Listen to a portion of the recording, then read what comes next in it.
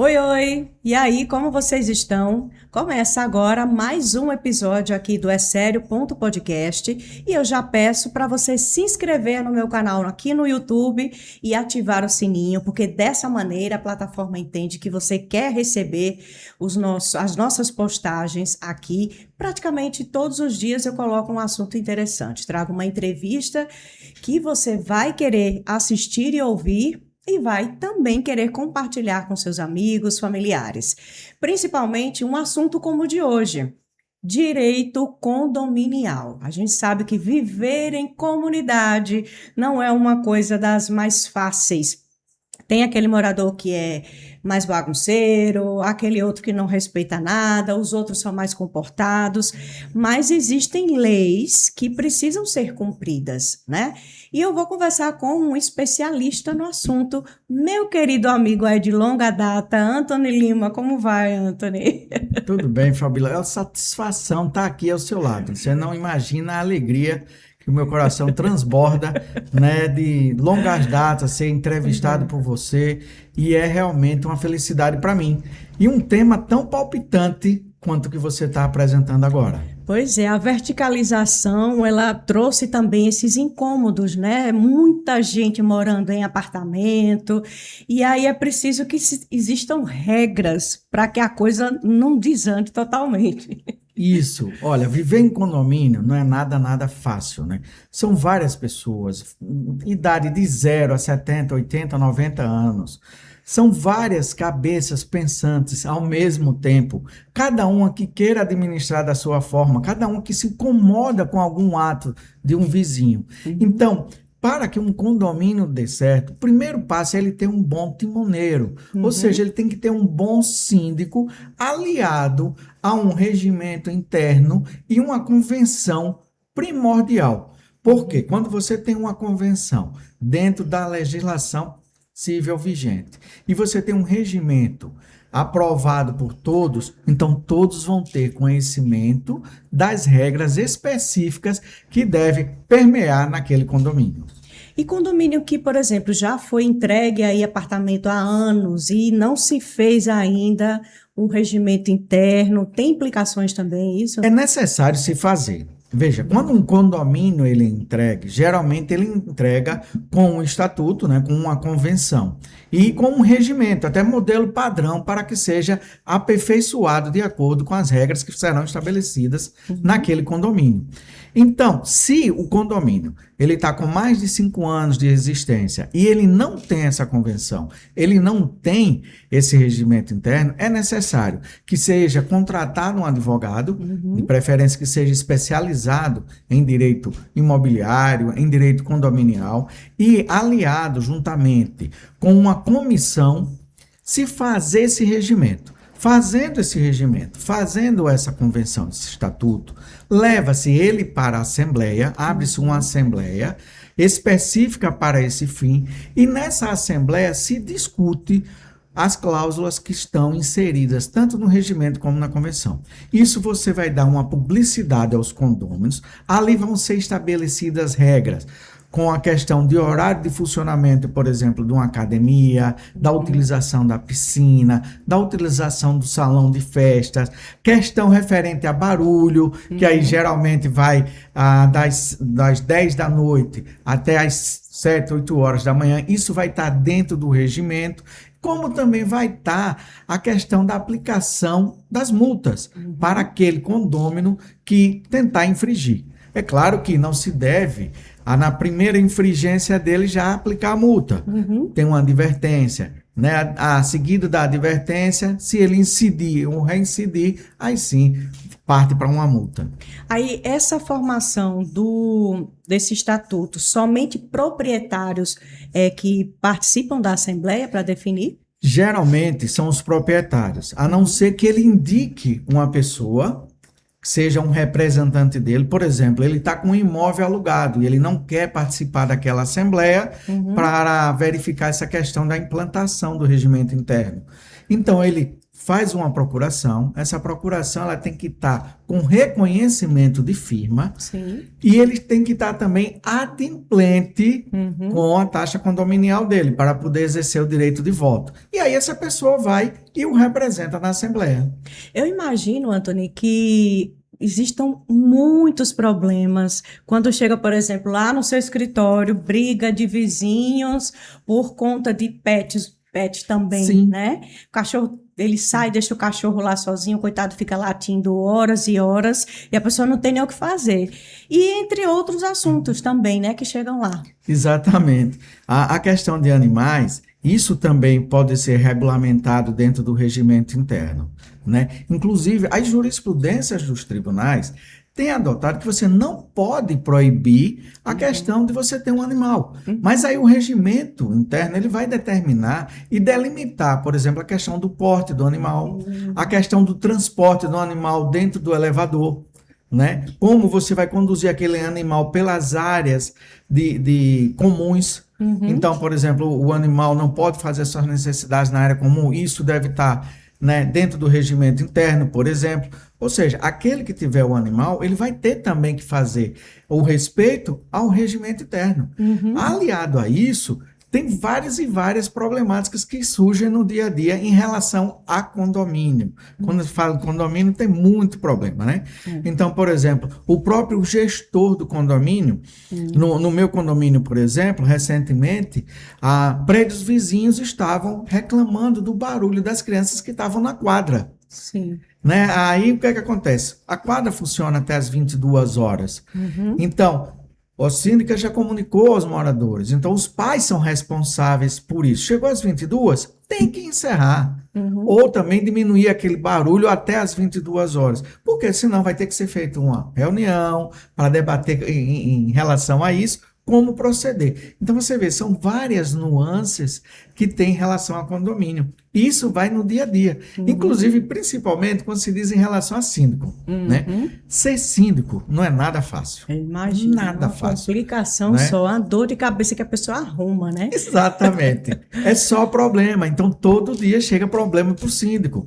Seja uma mudança que chegou fora do horário que estava estabelecido, alguma encomenda que também chegou num dia de domingo que não poderia chegar, né? E o síndico, ele tem que ter aquele jogo de cintura, porque ele é o administrador, né? Ele é que conduz ali toda a questão condominial. E se ele não tiver, né, esse jogo de cintura, ele mesmo vai ter um problema com todos os condôminos. Porque um quer de uma forma, o outro quer da outra.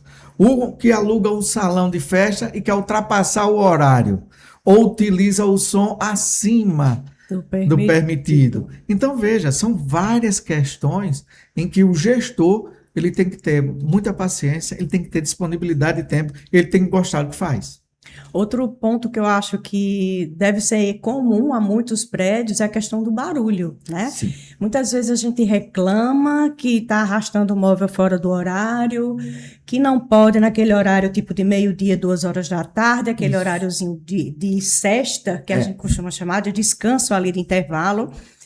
E fala com o síndico, reclama, porque a acústica do prédio não ajuda em nada. Eu acho que isso deve ser comum, né? Comum. No meu prédio também tem isso, Fabiola. Né? Inclusive porque tem várias paredes que hoje em dia eles colocam aquele drywall. Então, praticamente, gente, é gesso puro, gesso cartonado. Aí bota um nome tão bonito, drywall. Quando você vai ver, é a parede de gesso que você consegue botar um copinho aqui, às vezes só encostando, você consegue ouvir a conversa todinha do vizinho. É verdade, não é? Então isso, né, a acústica do edifício fica horrível, fragilizada. E aí realmente você muitas vezes não sabe de onde está partindo aquele barulho. Às vezes você pensa que é do vizinho de cima, quando na verdade é do andar de baixo, ou do andar, né, do vizinho ao lado. Então, realmente, isso é um problemazinho corriqueiro. E, às vezes, invade também. Agora, claro, tem aqueles, vamos dizer assim, uns sem noções, né? Que chega sábado, depois de meio-dia, e aí quer bater um martelo lá e botar um prego para colocar um quadro. Minha gente, pelo amor de Deus, temos que ter essa noção que se vive em comunidade. E quando vive em comunidade, a gente tem que respeitar o direito de todos. A mesma coisa era aquele cidadão que hoje um problema que é sério nos novos edifícios, garagem. Isso. Garagem é Também. muito estreita, só Isso. dá muitas vezes o carro. Quando a pessoa vai e coloca o carro ao lado, às vezes você não consegue nem abrir a porta do carro, né? Verdade. E tem aqueles desavisados que chegam e colocam o carro de qualquer forma. Pois Aí é. lá vem o síndico colocar no grupo de condomínio, né? Olha, por favor, desça, ajeite seu carro, porque não está dando. Então, a pessoa realmente, quem mora em condomínio, seja ele vertical, seja ele horizontal, porque hoje cresceu muito, Fabíola, a questão dos condomínios horizontais, principalmente se a gente for olhar para o litoral sul, né? As Litoral casas. sul, litoral norte também tem, mas a gente vai muito para o litoral sul, então a gente vê isso com mais frequência. Vários condomínios de lotes, as pessoas construindo casas, né? E que também, nesses condomínios horizontais, tem-se seus problemas. Tem-se a questão da administração, como deve ser feita a administração. Um dos questionamentos constantes é melhor você ter um síndico profissional ou o síndico residir no imóvel? Né? Aí você vai para a balança, porque muitas vezes um síndico profissional ele tem um valor bem mais alto. Isso pesa para o condomínio, né? E ele não tem nenhum compromisso com aquele empreendimento. Ele não está vivendo ali o dia a dia e você falar para ele não é a mesma coisa do que ele também vivenciar o problema, né? Perfeito, perfeito. É isso. É apenas mais um para a conta dele, né? Então, é possível e é necessário, antes mesmo dos condôminos querer contratar um síndico profissional, colocar isso na balança. De repente, tem condomínio horizontal aqui, que ele tem a administradora, que cuida da parte de segurança, a parte de limpeza, essa coisa toda, e ele tem um síndico e tem uma administradora à parte. Olha, essa administradora, ela faz às vezes do síndico no dia a dia. Entendi. Como, por exemplo, quebrou um equipamento na academia, quebrou uma lâmpada, ela vai lá, substitui a lâmpada, informa ao síndico. Então, ele já cria uma autonomia funcional e administrativa muito boa. Porque você tira do síndico aquela carga, aquele peso, né, de ter que ir ali só por causa de uma lâmpada. Só por causa de um mau funcionamento de algum equipamento. E essa pessoa vai. E talvez uma pessoa nesse porte, dentro de um condomínio, dentro de um edifício, ele saia muito mais em conta, né, financeiramente para o condomínio do que você contratar, às vezes, um síndico profissional. Não sou contra o síndico profissional. Entendi. Né? Mas se você colocar o peso, esses valores, essas planilhas financeiras, talvez você identifique que saia mais em conta, saia mais barato e você tenha uma pessoa lá dentro que está olhando e observando cada passo. Aí, só fazendo um parêntese, os moradores, eles costumam fazer reclamações, mandar áudio, mandar vídeo, diz, olha, fulano, tá acontecendo isso e isso, resolva. Fulano, resolva. Tá acontecendo isso nesse exato momento, manda alguém ver. E ele simplesmente silencia. Nem responde ao morador do problema que foi passado para ele e vai deixando a coisa protelar. Protelar, ele pode ser processado, ter alguma punição por omissão. Sim, não tenha dúvida. O síndico, ele é o responsável, ele é administrador daquele condomínio. No momento em que existe um problema e ele não procura solucionar aquele problema, nem dá nenhuma satisfação para os condôminos, ele já está contra a legislação, tá? Então, aí ele pode chegar, inclusive, a ser destituído. A depender do problema, da gravidade do problema, pode ser aberta uma Assembleia Geral Extraordinária para apenas a destituição do síndico. Entendi. Essa Assembleia, ela tem um quórum para ser instalada, salvo engano, 2/3 para ser instalada essa Assembleia, 2 moradores, e leva esse assunto a debate. E aí também o síndico deve ser comparecido, deve ser notificado para apresentar sua resposta. Ou seja, ele sempre vai estar sendo fiscalizado. E não só pelos condôminos, ele tem também o subsíndico e tem um conselho fiscal. Então, a obrigação do conselho fiscal não resume apenas na parte de contas. Ele também vai na parte da administração. E como um bom conselho, ele deve chegar para o seu timoneiro, para o síndico, e dizer, olha, fulano, você deve responder. Fulano, isso aqui precisa da sua atenção. Vamos tentar resolver. Por quê? Porque incide e pesa responsabilidades sobre a sua pessoa. Eu digo muito isso em relação à questão de barulho, né? Porque voltando àquela máxima de que o prédio não tem uma acústica boa, a gente não sabe de onde é que vem o barulho. Arrasta móvel de manhã, de tarde, de noite, de madrugada. E aí, a solução apresentada, por exemplo, numa assembleia, é que todos os moradores colocassem protetores nos pés de cama, sofá-cama, cadeira, e evitasse arrastar os móveis naquele determinado horário. Uma medida tão simples e que, por exemplo, passa um mês e não se repassa isso para os moradores, né? É complicado. É absurdo. Absurdo. Porque a solução seria essa. Seria essa. Ajudaria bastante. E um simples comunicado se resolve, não é? Um simples comunicado no próprio grupo do condomínio. Ele colocar, orientamos a fazer a aquisição, né, de produtos que evite barulho para os seus vizinhos. É simples, gente. E são equipamentos que são baratos. Coisa de R$2, R$3, você faz uma proteçãozinha para uma cadeira e evita dor de cabeça e mais coisa. É terrível você acordar no meio da madrugada, aí daqui a pouco vem... Parece que está abrindo a tumba do Lázaro. Né? Eu costumo dizer isso lá em casa. É horrível essa sensação. Outra pergunta que eu faço a você condomínios que alugam, que têm unidades por Airbnb, mesmo sendo prédio residencial, isso tem que constar lá no regimento? Como é que isso funciona? Essa questão de aluguéis por temporada via plataforma digital, isso está sendo discutido amplamente no âmbito do Poder Judiciário. E o Superior Tribunal de Justiça, ele tem um entendimento de que se o imóvel ele é residencial, para que ele venha a ser transformado em aluguel por temporada, para que ele venha a ser aceito o aluguel por temporada, é necessário que isso conste na convenção. Entendi. Ou seja, se a convenção não menciona nada, pode até ser utilizado, mas se a convenção ela menciona a proibição de aluguel por temporada, aí ele não vai poder fazer esse tipo de aluguel, seja por Airbnb, seja Booking e outras plataformas digitais, né? E isso é muito importante. Se, por exemplo, o condomínio inicialmente que você citou que não tenha, por exemplo, essa convenção, é necessário se fazer essa convenção. E é necessário que a maioria conste que não deseja que aqueles imóveis seja para aluguel por temporada. Tanto é que imóveis hoje novos, recém-lançados, recém-entregues, melhor dizendo, eles já fazem a reforma dentro do regimento, dentro do estatuto, para proibir o aluguel por temporada. E aí pode ver que no mercado imobiliário já está se criando empreendimentos voltados para o aluguel por temporada. Exatamente. 1 ou 2 quartos, que ele já sabe que aquele ali ele vai ser para a temporada.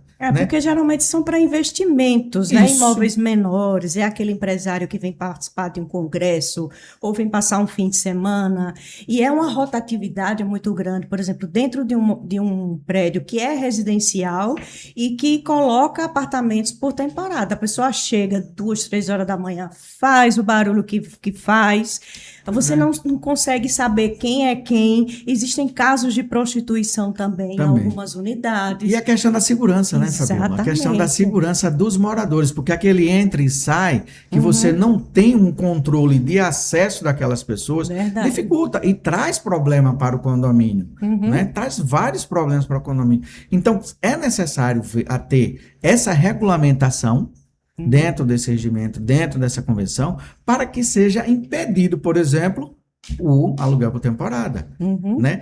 Assim, eu não sou contra o aluguel por temporada, até porque ele está na legislação. A legislação permite o aluguel por temporada em até 15 dias.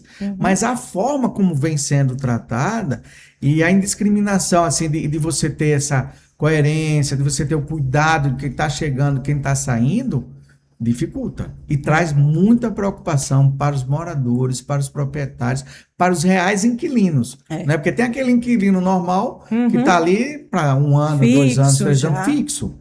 E ele também sente essa preocupação. E aí é como você frisou, a pessoa chega de madrugada, não tem compromisso nenhum, vem da balada, né? Tá altinho, e aí se perde no caminho, conversa alto. Aquela festinha, às vezes foi alugado para uma ou duas pessoas, quando você vai, de fato, tem lá 8 dentro de um apartamento. Isso é terrível. É uma loucura. Para quem mora é uma loucura. Pois Você perde também o controle, né? Então, tá na hora, por exemplo, dos imóveis, dos condomínios que não tenham isso, que o síndico chame, elabore, monte uma comissão para que seja elaborada essa convenção. Porque senão, um condomínio num porte desse, se ele tem uma estrutura mínima, ele perde até financeiramente. Fica desvalorizado. Poder de revenda. Fica desvalorizado. Quem é que vai querer morar num prédio que é a casa da mãe Joana, né? Exato. Quer dizer, entra todo tipo de gente, não tem uma legislação ali, as pessoas não obedecem. É reincidente a quantidade de coisas erradas que se fazem e não se toma providência. Então, realmente complica, né? É loucura, é absurdo. Ou se regula isso, ou se estabelece regras para isso, ou você termina perdendo o controle, desvalorizando bem, na hora de uma revenda depois, o valor está bem abaixo do mercado. Antony, vamos falar um pouquinho de você, né? Sim, já são quantos anos aí no direito imobiliário? Eu lembro que a gente gravava muita entrevista na época de coisas relativas à Caixa Econômica, que teve um auge aí de muitas coisas, né? Acho que foi quando eu comecei a entrevistar você e conheci você. É verdade. Bom, Fabiola, eu estou no ramo do direito imobiliário há mais de 30 anos, né? E eu sou especialista no direito imobiliário, no sistema financeiro da habitação, e aí foi realmente naquele boom daquelas ações, porque as pessoas faziam financiamento de imóvel, né? E chegaram no final tinha uma dívida maior do que a que inicialmente contratada, firmada.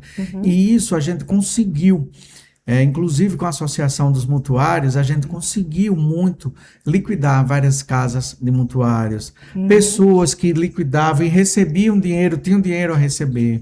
Nós conseguimos fazer com que pessoas que tinham perdido suas casas para o banco tivessem restabelecido, inclusive ainda hoje. Hoje, tem pessoas que fazem um financiamento habitacional, tem algum problema de ordem financeira, atrasa o seu financiamento e não consegue quitar. E aí vem o banco e retoma. Então, muitas vezes, o banco, ele não cumpre a formalidade legal, e aí o que acontece? Retoma esse imóvel do mutuário e o mutuário fica sem imóvel. Como ele não cumpriu a formalidade legal, a gente anula isso judicialmente e retoma esse imóvel para aquele antigo mutuário. Tem várias jurisprudências do nosso escritório, dentro do Tribunal Regional Federal da 5ª Região, dentro do próprio STJ. Então, muitas pessoas que perderam imóvel, nós conseguimos retomar esses imóveis e retornar para as pessoas. Então, meu direito imobiliário, a minha paixão pelo direito imobiliário, nasceu justamente daí, de ajudar essas pessoas. Então, como o direito imobiliário é um leque muito grande, você tem um direito condominial lá dentro, né? Você tem a questão das regularizações de imóveis lá dentro, você tem a questão de uso capião, de uma doação de imóveis, né? De uma ação de reintegração de posse, de emissão de posse. Ou seja, o direito imobiliário ele é muito amplo. E isso tudo a gente faz no dia a dia.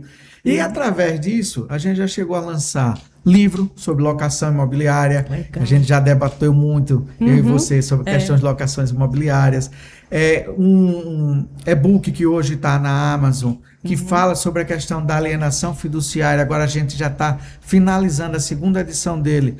E ela é vendida lá pela Amazon, é publicitada pela Amazon e pela Hotmart também. Muito bom. Então, tudo que a gente traz e teve durante esses anos de conhecimento, a gente aproveita e transmite isso, né, para os colegas advogados, para a população em geral, para aquele que deseja comprar uma casa, fazer um contrato de aluguel. Por quê? As pessoas precisam, sabe, Fabiola, se acostumar a fazer o consultivo.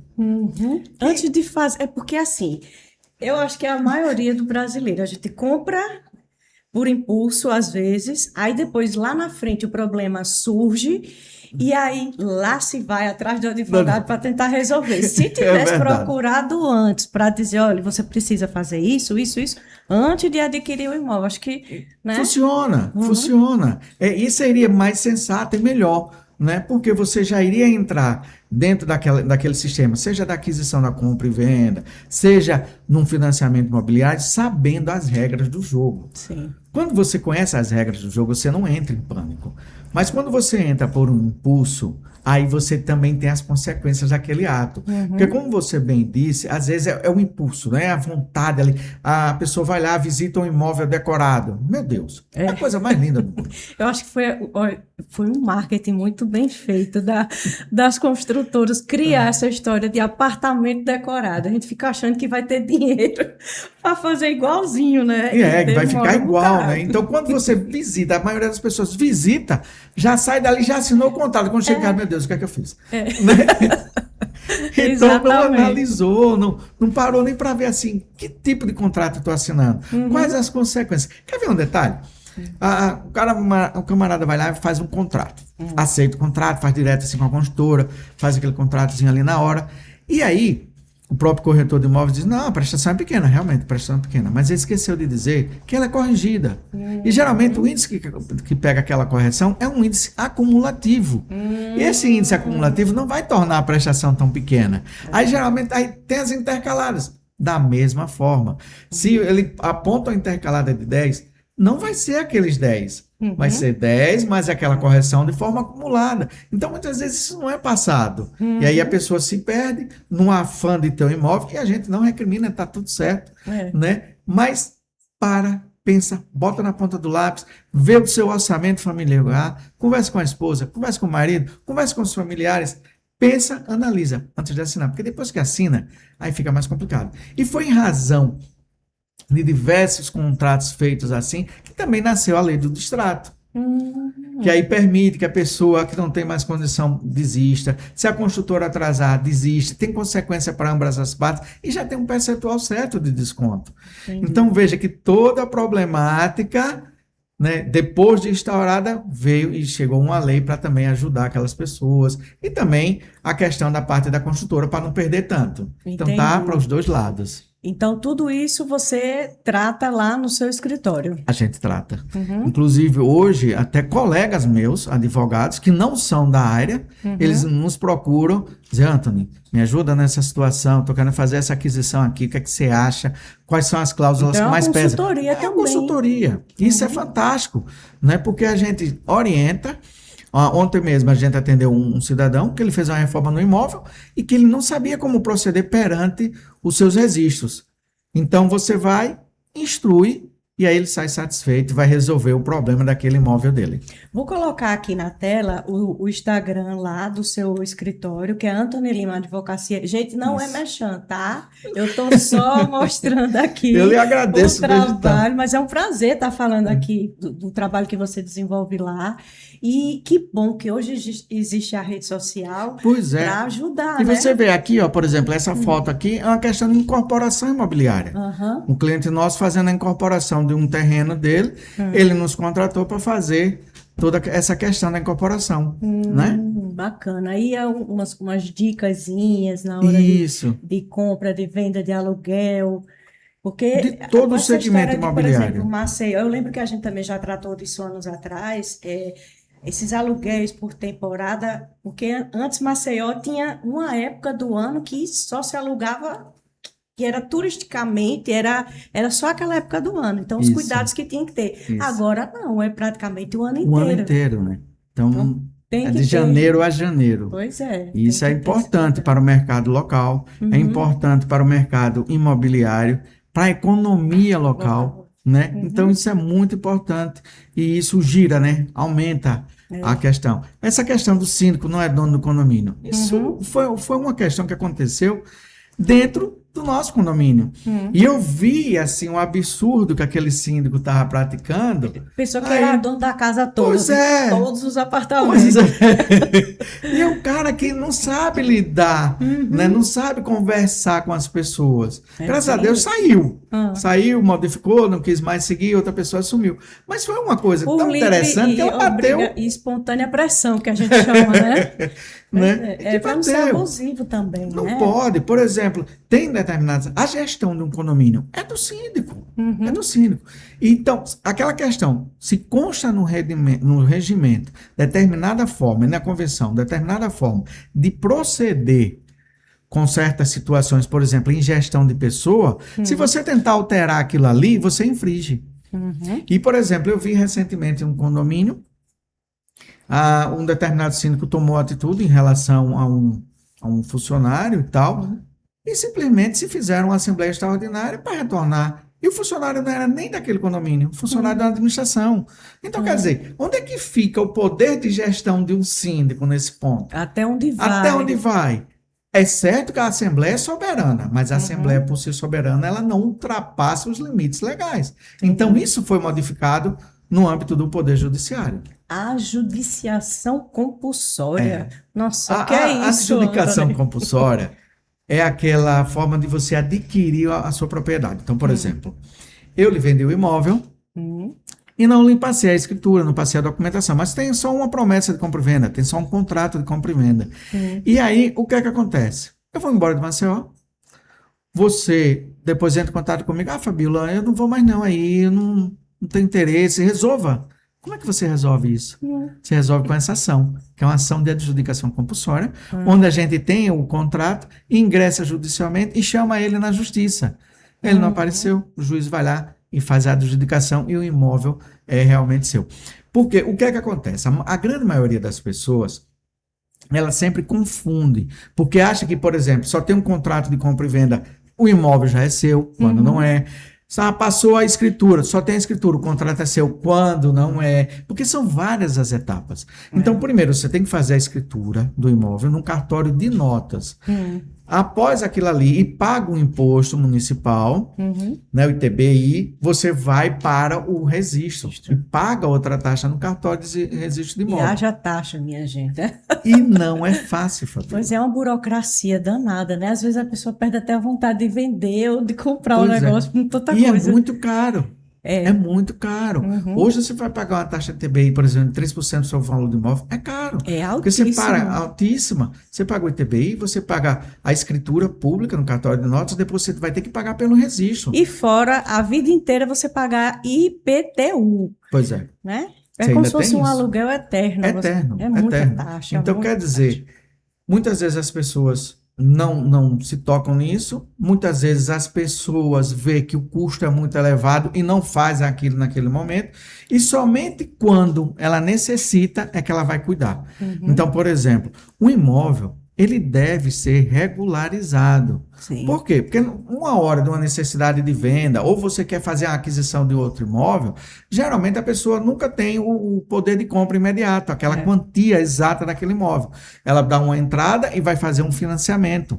E se esse imóvel não tiver regularizado, devidamente registrado, a instituição bancária não faz o financiamento. Aí você perdeu a venda. Aí você retroage para poder regularizar aquilo e então fazer o financiamento. Trabalha duas vezes, dois trabalhos que a pessoa tem, né? E se você for bem mais antigamente, eu digo até na época dos meus pais mesmo, meu pai só fazia escritura.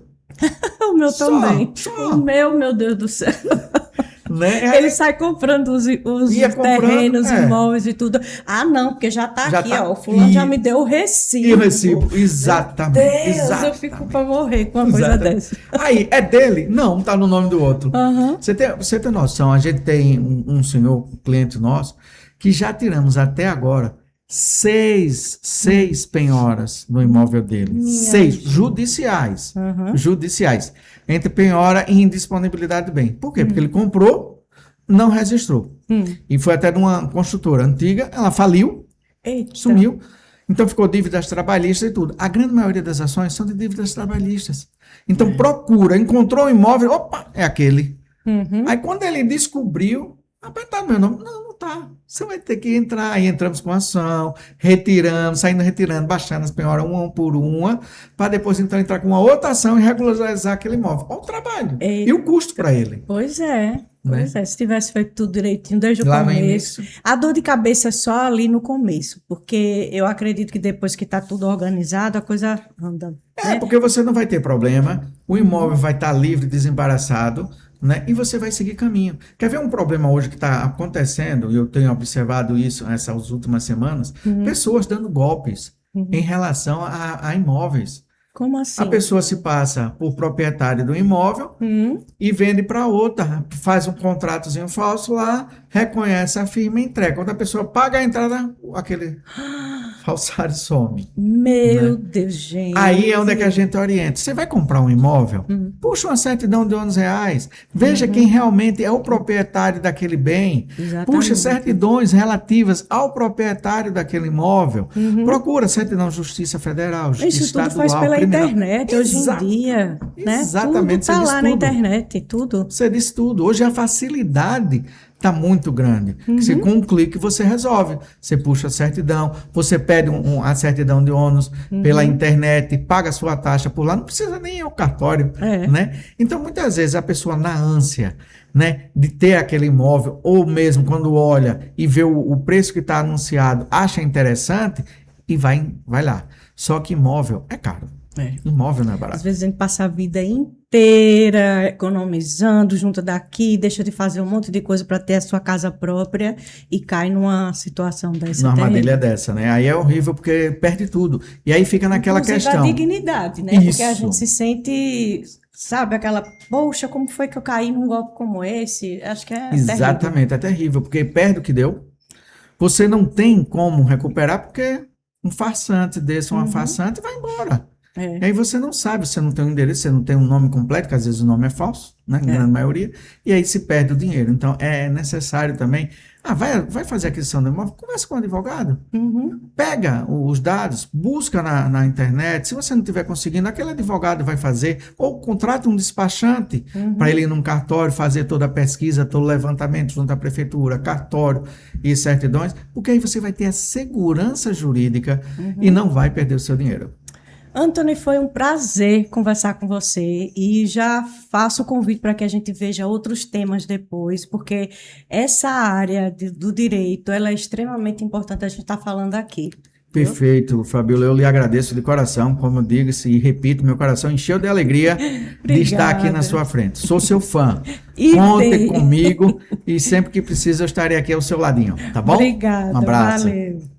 Gente, compartilha esse episódio, hein? Tem muita informação interessante aqui que com certeza você vai se identificar, principalmente os que a gente falou aqui do condomínio, do síndico que não faz as coisas, ou do barulho, enfim.